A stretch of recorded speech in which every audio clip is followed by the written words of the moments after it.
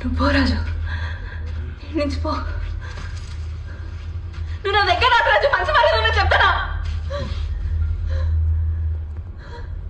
కాదే, నేను నీ ప్లేస్ లో నువ్వు ఇట్లనే మాట్లాడతావానే?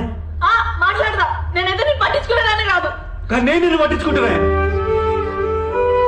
అమ్మాయి అందరం చచ్చిపోయాడమేనే, కానీ నువ్వు నేను కొంచెం ముందుగా చచ్చిపోతావు అంతేనే. అర్థమవుతుందానే? నాకేం చేసింది రాజు? నా తండ్రి బతుకుతాను పో. నీకేం చూస్తా, నాకు ఏం చూస్తుంటేనే.